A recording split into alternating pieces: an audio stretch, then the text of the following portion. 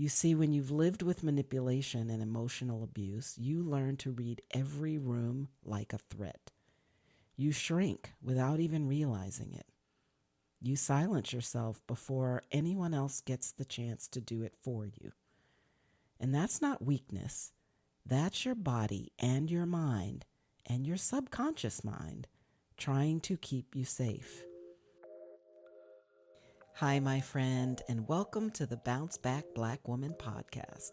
I'm Dell, and with God's help, I've overcome some of the toughest trials in life that I could ever have imagined. Do you find yourself struggling to move beyond a heartbreak or a hardship, asking God, why me? Well, I'm here to help women just like you heal and build the resilience to overcome life's greatest trials. If you long for joy and confidence again, this podcast is for you. So grab your headphones and those hardships. Let's talk. Hey there, my friend, and welcome back to Bounce Back Black Woman. Today we are in part 3 of our trauma series, and this one is what I like to call the mirror episode. In the last 2 episodes, we talked about what trauma really is and the different ways that it can show up in our lives. But today, we are getting personal. We're talking about how trauma shows up in you.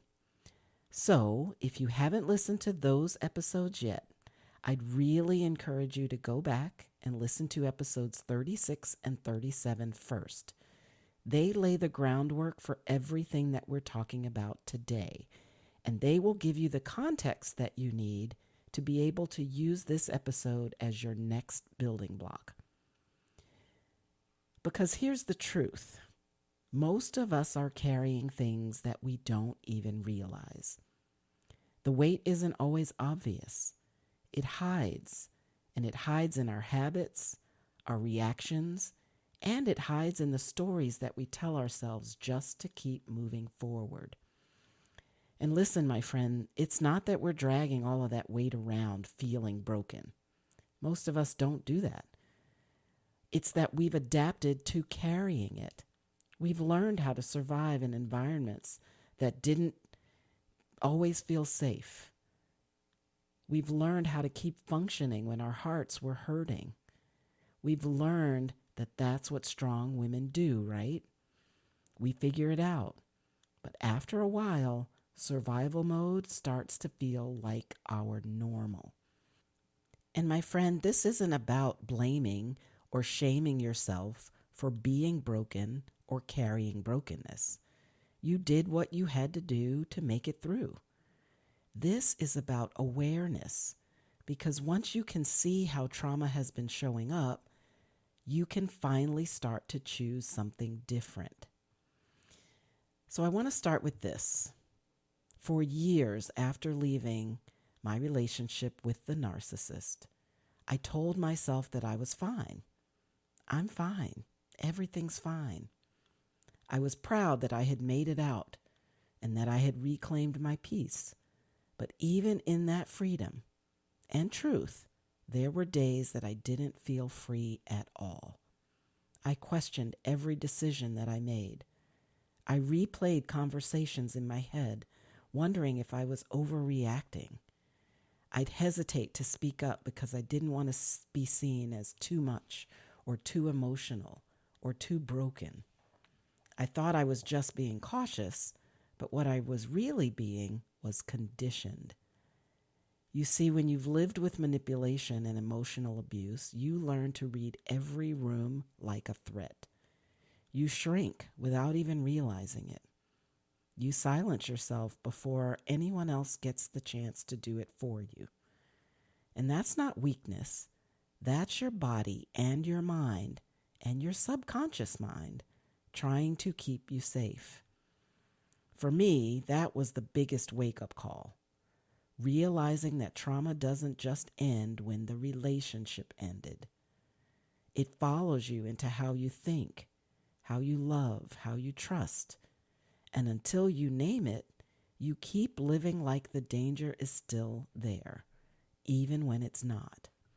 So even if your trauma was not relationship based, these things still carry forward. That trauma still follows you into the ways that you think, how you love, and how you trust. Maybe for you, it's people pleasing, overworking to earn approval, or staying silent to keep the peace. Or maybe it's just the opposite, withdrawing from everyone because you've decided that it's just safer to not need anyone at all. However it looks for you, please know that it's not weakness. It is your body and mind doing what they've learned to do in order to keep you safe. And that's their job. But friend, what today's episode is really about is seeing those patterns in yourself. Because trauma doesn't always look like pain. It doesn't always look like tears or uncontrollable sobbing or sitting in a corner unable to function. Sometimes trauma looks like control issues or perfectionism or detachment. So let's talk about some of the ways that trauma can quietly show up in your daily life. And this is not to label you, but it's to help you recognize what might be hiding underneath the surface. So we're going to talk about some of the most common ways that trauma can show up in your daily life. The first one, emotional patterns. Overreacting or underreacting emotionally. If you find yourself shutting down when things get hard or crying over something that seems small, that could be a trauma response. Your emotions are trying to tell the truth that your mind has tried so hard to avoid. The second is behavioral patterns. Things like people pleasing, overworking, perfectionism, or avoidance. Sometimes we try to control everything just so that we don't get hurt again. And other times we numb out, scrolling, staying busy, or disconnecting emotionally so that we don't have to feel the painful feelings that are lurking beneath the surface. The third, relational patterns. Things like trust issues, fear of abandonment, overdependence, or even isolation. Because trauma teaches you how to survive connection.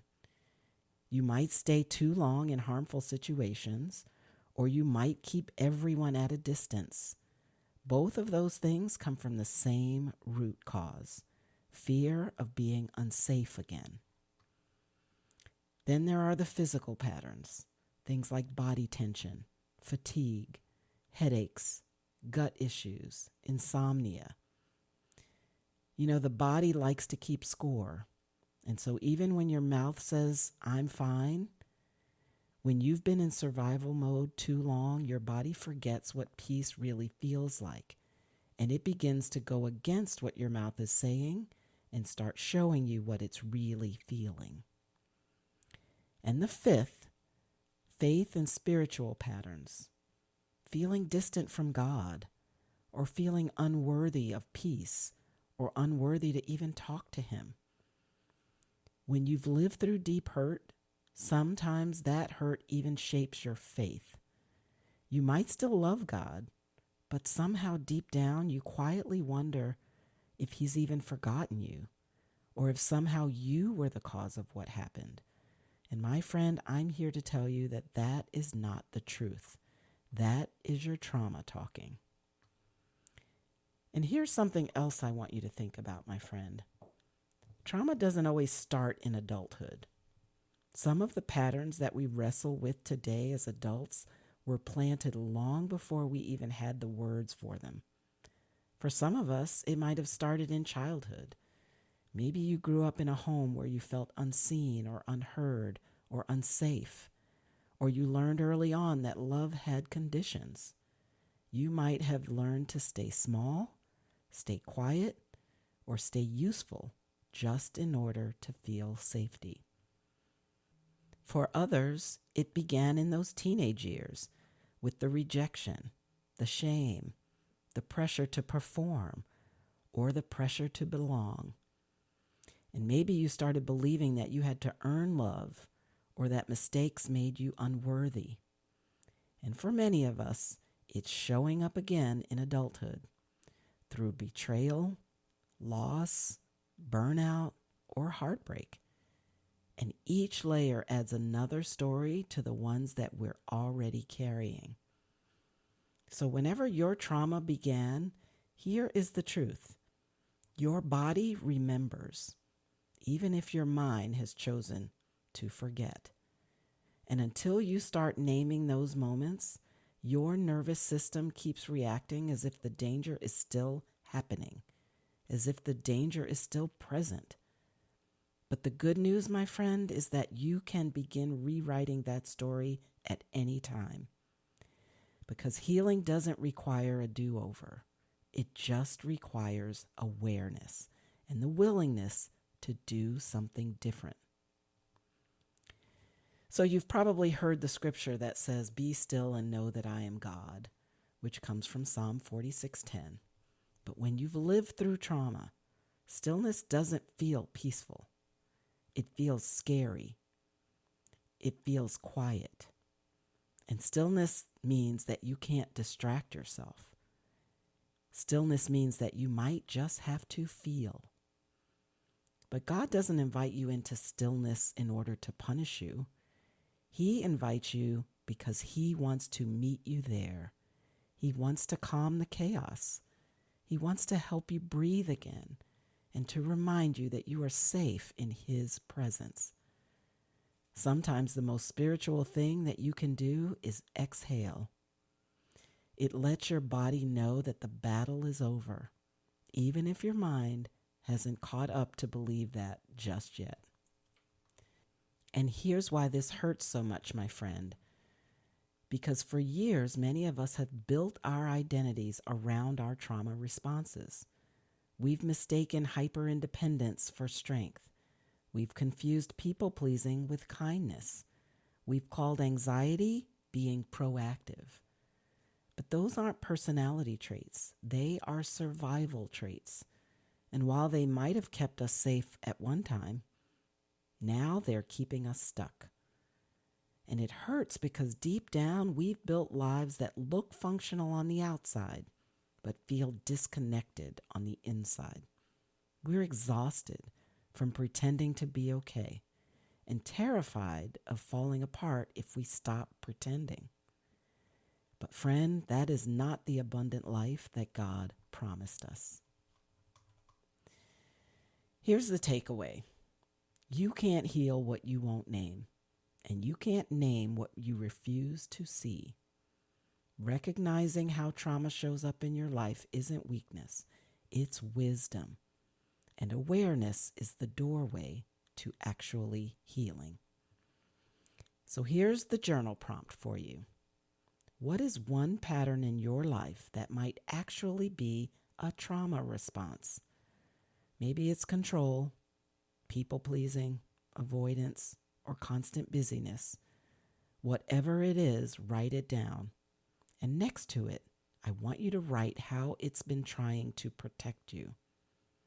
And once you've done that, then go to God and ask Him to show you a new way to feel safe without it. Now, friend, I know that this episode might have stirred some things up, and that is okay, because awareness is the beginning of transformation. So in the next episode, we are going deeper into what happens when we don't process these emotions. Episode 39 is called The Weight of Unhealed Emotions. And we're going to talk about why suppressing your feelings can keep you from truly bouncing back. And don't forget, I know I keep saying it, I will be hosting this month in October the special Bounce Back Live session so that we can take this conversation and the others from this series even deeper. It'll be an interactive workshop where I'll help you identify, address, and begin your healing from the struggles that we've been talking about. The only way to get the details and register is to join my mailing list at bouncebackblackwoman.com, or you can simply scroll down to the show notes and click the link under today's episode. So until next time, my friend, remember this: awareness is the first step toward healing, and you are not broken. You are becoming whole, one step at a time. So keep bouncing back, Black woman. Well, that's it for today, my friend. I really hope this episode inspired, encouraged, or just plain comforted you. If so, please share it with a friend who might be struggling in her own healing journey. And if you take a moment to leave a quick review on Apple Podcasts, you'll help other women find encouragement through their heartbreak. Remember that God is holding your hand along this journey. And guess what? I'm holding the other. Life is short, so bounce back, Black woman.